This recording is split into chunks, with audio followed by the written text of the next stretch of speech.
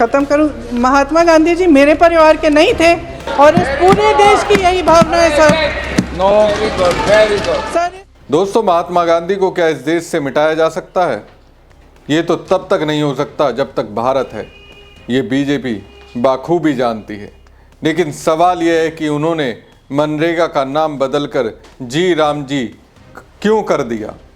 पूरा नाम है विकसित भारत जी राम जी। इस पर दोस्तों मैं आऊँगा, लेकिन उससे पहले कांग्रेस सांसद प्रियंका गांधी की ओर से बीजेपी को दिए गए करारे जवाब के बाद कांग्रेस सांसद शशि थरूर ने सदन में सबके सामने कैसे मोदी शाह को तेवर दिखा दिए, वो बहुत ही रोचक है। नमस्कार दोस्तों, मैं हूं प्रवीण साहनी। दोस्तों, पता नहीं बीजेपी सांसदों के साथ साथ स्पीकर को भी इतिहास का ज्ञान है या नहीं। मुझे तो लगता है इतिहास से वो कोसों दूर हैं। इतिहास का ज्ञान लेने से परहेज है उन्हें। एक 20 सेकंड का वीडियो देखिए जिसमें प्रियंका गांधी ने जी राम पर चर्चा के दौरान कुछ बात कही। जरा आप बीजेपी के सांसद, मंत्री और लोकसभा स्पीकर के हाव भाव को देखिए। खत्म करूं। महात्मा गांधी जी मेरे परिवार के नहीं थे, लेकिन मेरे परिवार जैसे ही हैं और इस पूरे देश की यही भावना है सर।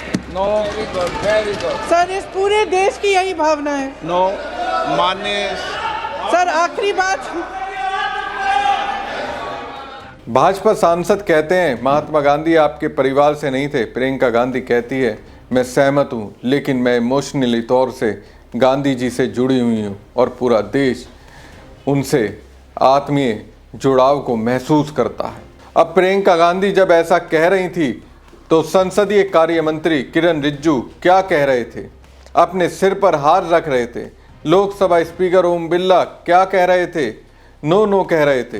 क्या बीजेपी के नेता ये नहीं मानते महात्मा गांधी का कोई नाता राहुल गांधी और प्रियंका गांधी के परिवार से नहीं है? अगर ऐसा वो मानते हैं तो इसका मतलब भाजपाइयों को इतिहास की जानकारी है ही नहीं, क्योंकि उन्हें याद रखना चाहिए जब राजीव गांधी के पिता फिरोज गांधी को गांधी सरनेम महात्मा गांधी ने ही दिया था। और इस आधार पर महात्मा गांधी भले ही राहुल प्रियंका के परिवार से नहीं है, लेकिन राहुल प्रियंका तो गांधी के परिवार से हैं। और ये अधिकार तो खुद गांधी ने राहुल गांधी के दादा फिरोज गांधी को दिया था। अब क्या कीजिए, इन दिनों देश में एक व्हाट्सएप यूनिवर्सिटी खुली हुई है जिसमें इतिहास के ऐसे ऐसे विद्वान हैं, नया इतिहास रच रहे हैं। उन्हें इतिहास के तथ्यों से कोई वास्ता नहीं है, बस थेथराई से दोस्तों है। तभी तो मोदी जी मनरेगा का नाम बदलकर जी राम जी कर रहे हैं। प्रियंका गांधी ने इस पर अपनी दो टूक बात रख दी और ग्रामीण अर्थव्यवस्था को मजबूत बनाने में सक्षम रहा है। ये एक इतना क्रांतिकारी कानून है कि जब इसको बनाया गया तो सदन के सभी राजनीतिक दलों ने इससे पूरी सहमति दी।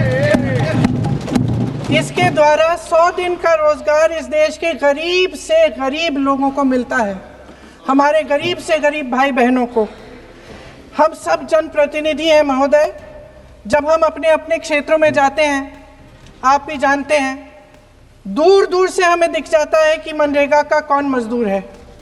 सबसे गरीब होता है, चेहरे पे झुर्रियाँ होती हैं, हाथ मिलाए तो सर हाथ पत्थरों की तरह। हाँ सर, मैं कर रही हूँ, पहुँच रही हूँ। हाँ, मुझे पहुँचने दीजिए। एक मिनट लूंगी, मुझे पहुँचने दीजिए। सर, उनके हाथ पत्थरों की तरह कठोर होते हैं क्योंकि इतनी मजदूरी करते हैं। तो सर, मेरा जो इस बिल पर ऑब्जेक्शन है सर, ये जो कानून है इसके तहत हमारे गरीब भाई बहनों को जो रोजगार की कानूनी गारंटी मिलती है, जो अधिकार मिलता है, वह इस योजना में मांग के आधार पर संचालित होता है। मतलब जहाँ जहाँ रोजगार की मांग है वहाँ इस योजना द्वारा 100 दिनों का रोजगार अनिवार्य है, देना अनिवार्य है। इसके साथ साथ केंद्र से इसके लिए जो पूंजी जाती है वो भी मांग पर आधारित होती है। यानी कि इस योजना के लिए जितने पैसे जहाँ भेजने हैं, कितने भेजने हैं, वह ज़मीनी परिस्थितियों पर आधारित होता है और मांग के आधार पर निर्धारित होता है। सर, इस विधेयक की अनुसूची 1 में उपनियम 4.1 और 4.2 द्वारा केंद्र को इजाज़त दी गई है कि वे पहले से ही निर्धारित कर लें कि कितनी पूंजी कहां भेजी जाएगी। इससे संविधान के 73वें संविधान संशोधन को नजरअंदाज किया जा रहा है। सर महोदय, इसके जरिए ग्राम सभाओं को इस योजना की मांग की जमीनी परिस्थितियों के आधार पर तय करने का पूरा अधिकार दिया जाता था। आज वो अधिकार कमजोर किया जा रहा है। सर आखिर बात है, एक मिनट, जब आप इस पे पूरी डिटेल चर्चा हो तो आप डिटेल बोलना। इस पे आपकी पार्टी शुरुआत है सर, अभी शुरुआत है। सर जो हमारे संविधान की जो मूल भावना है कि हर एक व्यक्ति के हाथों में शक्ति होनी चाहिए, वही मूल भावना पंचायती राज में है और उस मूल भावना के विरोध है ये जो अधिनियम जो ये विधेयक आ रहा है। सर इस विधेयक के जो प्रबंधन है, जिससे रोजगार का जो अधिकार है, कानूनी अधिकार है, वो कमजोर हो रहा है, वो हमारे संविधान के विपरीत है। सर ये हमारे इसी सदन ने ये कानून बनाया और इसी सदन ने ये अधिकार जनता को दिया है। ओके। सर एक और है सर, महात्मा गांधी मनरेगा में 90% अनुदान केंद्र से आता था। इस विधेयक द्वारा ज्यादातर प्रदेशों में अब 60% आएगा, इसको घटाया गया है। ओके। सर इससे प्रदेशों की अर्थव्यवस्था पर बहुत भार होगी और खास तौर से ये वे प्रदेश जिनकी अर्थव्यवस्था पहले से ही केंद्र की ओर से जीएसटी के बकाये के इंतजार में है। ओके, माननीय सदस्य।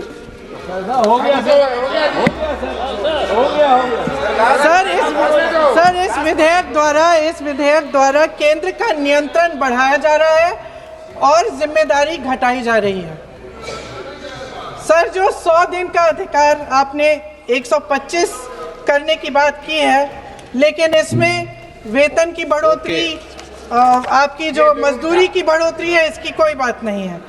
माननीय सदस्यों, सर ये सही बात है कि अभी तक जो बकाया है वो ही पूरा नहीं हुआ है। माननीय सदस्य गणों, मैं आपसे सर आग्रह आखिरी बात ये है सर कि हर योजना का नाम बदलने की जो सनक है, ये समझ में नहीं आती है। सर जब ये किया जाता है तो सरकार केंद्र को पैसे खर्चने पड़ते हैं। माननीय सदस्यों, मैं आपसे आग्रह करता हूं, ये सर आप पोस्टर रख दे नीचे। मैं ये रख दूं? नहीं, आप पीछे वाले माननीय सदस्य। आप 72 में नियम में विरोध कर दें आप। सर आखिरी पॉइंट है कि बिना चर्चा के, बिना इस सदन की सलाह लिए इस तरह से जल्दी में विधेयक को पास नहीं होना चाहिए। सर ये विधेयक वापस लिया जाना चाहिए। इसके बदले में सरकार को एक नया विधेयक पेश करना चाहिए। खत्म करूं? महात्मा गांधी जी मेरे परिवार के नहीं थे, लेकिन मेरे परिवार जैसे ही हैं और इस पूरे देश की यही भावना है। सर इस पूरे देश की यही भावना है। माननीय सर आखिरी बात यह है कि गहन जांच पड़ताल और व्यापक चर्चा के लिए इसे कम से कम स्थायी समिति के पास भेजा जाना चाहिए और कोई विधायक किसी की निजी महत्वाकांक्षा, सनक और पूर्वाग्रहों के आधार पर न तो पेश होना चाहिए और न ही पास होना चाहिए। धन्यवाद। महात्मा गांधी रोजगार गारंटी कानून के तहत किसे काम मिलता है, उसको चंद लफ्जों में प्रियंका ने डिस्क्राइब किया। कहा उनके चेहरे पर झुर्रियाँ होती है और हाथ पत्थर के हो चुके होते हैं, लेकिन उनको सताने के लिए अब सरकार क्या कर रही है, 60 और 40 का रेशो लेकर आई है। 60% जी राम जी में रुपए केंद्र सरकार देगी और 40% राज्य सरकार को देना होगा। पहले मनरेगा में 90% अनुदान केंद्र से आता था, लेकिन इस विधेयक में ज़्यादातर प्रदेशों में अब 60% अनुदान ही आएगा। इससे प्रदेशों की अर्थव्यवस्था पर बहुत भार पड़ेगा। यह उन प्रदेशों को और प्रभावित करेगा जिनकी अर्थव्यवस्था पहले से ही केंद्र की जीएसटी के बकाया का इंतजार कर रही है। ये विधेयक काम के दिन 100 से बढ़ाकर 125 करने की बात करता है, लेकिन इसमें मजदूरी बढ़ाने की कोई बात नहीं है। तो दोस्तों, प्रियंका गांधी ने इन सब को छुआ और इसलिए जेपीसी के पास भेजने की मांग कर दी।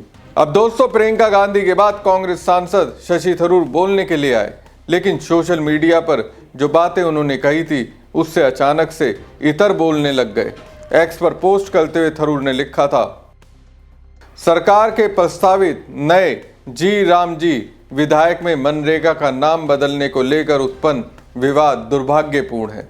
ग्राम स्वराज की अवधारणा और राम राज्य का आदर्श कभी परस्पर विरोधी नहीं थे। वो गांधी जी की चेतना के दो स्तंभ थे। ग्रामीण गरीबों के लिए बनाई गई योजना में महात्मा गांधी का नाम बदलना इस गहरे सहजीवन की अनदेखी है। उनकी अंतिम सांस राम के प्रति समर्पण का प्रमाण था। आइए हम उनकी विरासत का अपमान ना करें और एक ऐसा विभाजन पैदा ना करें जो अस्तित्व में ही ना हो। शशि थरूर के इस एक्स पोस्ट को देखकर ऐसा लगता है थरूर की राजनीति बीजेपी और कांग्रेस की दो नावों की सवारी एक साथ कर रही है।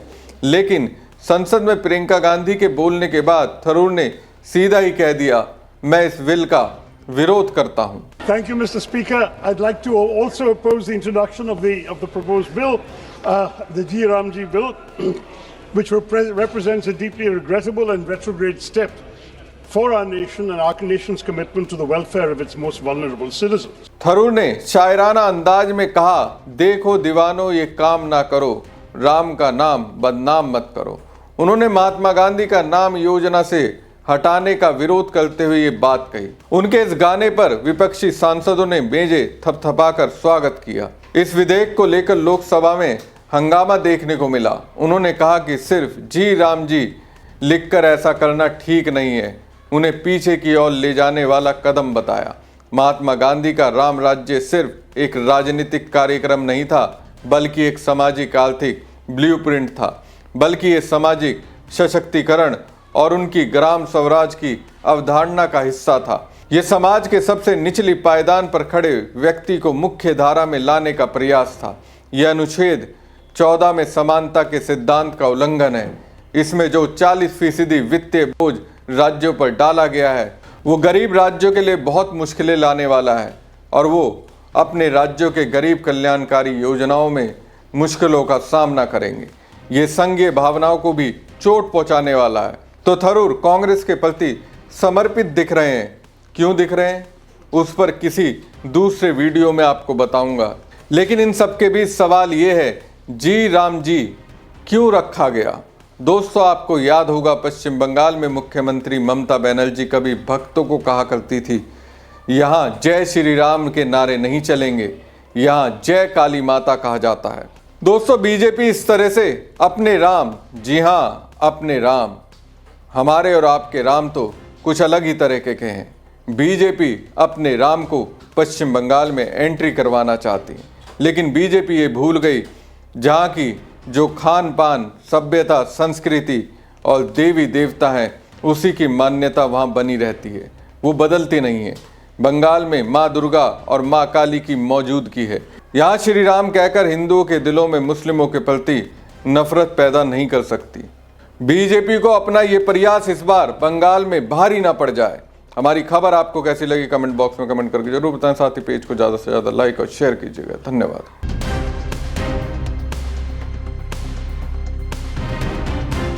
खत्म करूं, महात्मा गांधी जी मेरे परिवार के नहीं थे और इस पूरे देश की यही भावना है sir. No, very good, very good. Sir